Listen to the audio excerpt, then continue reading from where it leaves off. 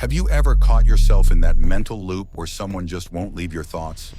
Whether it's an ex who shattered your heart, a crush who barely knows you exist, or even a casual acquaintance who somehow captured your attention, they're there, consuming your mental energy day after day. You find yourself checking their profiles, replaying conversations, and creating scenarios in your mind that may never materialize. This mental fixation drains you, leaving you wondering, why can't I just move on? Here's the thing, this obsession isn't random or meaningless. It's not a sign of weakness, and most importantly, it's not really about them at all. Today we're exploring the psychological depths of why certain people become permanent residents in your mind, and giving you the keys to finally reclaim your mental space. What's fascinating about obsessive thoughts is that they're rarely what they appear to be on the surface.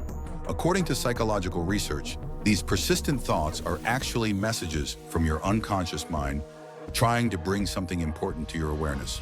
The brilliant psychologist Carl Jung discovered that people who dominate our thoughts often represent unresolved aspects of our own inner world. They become mirrors reflecting parts of ourselves we haven't fully acknowledged or integrated. Consider this. When you're fixated on someone, are you truly thinking about the actual person or what they symbolize to you? The validation they might provide? The qualities they embody? The emotional needs they could satisfy? In reality, you likely know only a fraction of who this person truly is. The rest is a construction, a mental image you've created based on your own desires, fears, and unmet needs. This explains why obsession feels so powerful. It's connected to something fundamental within your own psyche. One of the most fascinating aspects of obsession is psychological projection. Your outer world is the mirror of your inner world. Think about this. When you hate someone, you are subconsciously hating that trait about yourself, but you're too proud to admit it. When you admire someone, you secretly know you have that quality too, but you're too humble to see it. This powerful psychological mechanism is called projection. Your mind works like a projector, casting internal images onto external screens. The person you can't stop thinking about has become that screen, and what you're seeing isn't really them, but aspects of yourself you haven't fully recognized or accepted. When you idealize someone and place them on a pedestal, obsessively thinking about their amazing qualities, you're often projecting capabilities you wish you possessed or parts of yourself you've neglected. That confidence you can't stop admiring in them? It might be your own untapped self-assurance, their creativity that fascinates you. Perhaps it's your own artistic expression waiting to be unleashed. On the opposite, if someone triggers intense negative reactions, they're likely reflecting your shadow, the disowned parts of yourself. That irritating quality that drives you crazy? It might be something you refuse to acknowledge in your own personality. Understanding projection doesn't make your feelings any less real, but it does shift the focus from the external person to your internal world, where the real healing needs to happen. Many obsessive thought patterns can be traced back to our earliest relationship experiences. As children, we developed attachment styles that continue to influence how we connect with others as adults, often operating below our conscious awareness. If your early caregiving was inconsistent or conditional, you might have developed an anxious attachment pattern. This often manifests as preoccupation with relationships, fear of abandonment, and intense rumination about people who trigger these old wounds. When someone activates these attachment patterns, perhaps through unpredictable behavior, emotional unavailability, or by resembling a significant figure from your past, your brain can become locked in a neurochemical cycle. Each thought about them triggers dopamine release, creating a reward pathway that keeps you mentally returning to them, even when it causes suffering. This process isn't purely emotional, it's biological.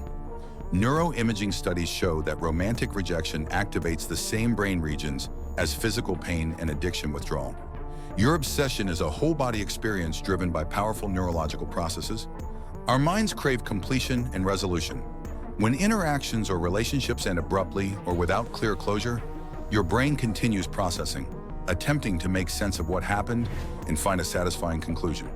This explains why you might obsess more intensely over someone who disappeared without explanation than someone who clearly ended things. The ambiguity creates a cognitive gap that your mind tries desperately to fill with analysis, memory replays, and imagined scenarios. Psychologists refer to this as the Zeigarnik effect, our tendency to remember uncompleted tasks more vividly than completed ones. Your brain is literally programmed to keep unresolved situations active in your awareness until you reach some form of closure. Understanding the psychology behind obsession is powerful, but knowledge alone isn't enough. Let's explore practical strategies to break free from obsessive thinking patterns and reclaim your mental peace. Freedom begins with recognition. When thoughts of this person arise, pause and investigate. What specific emotions are surfacing right now? What deeper need am I hoping this person would fulfill? What aspect of myself might they be mirroring back to me? This mindful approach creates distance between you and your thoughts, allowing you to observe them rather than being consumed by them. It's time to turn that projector around and see what it reveals about you. If you're idealizing someone, explore what qualities you admire in them that you need to nurture in yourself. If they trigger negative reactions, consider what disowned aspects of yourself they might be reflecting. Try this exercise.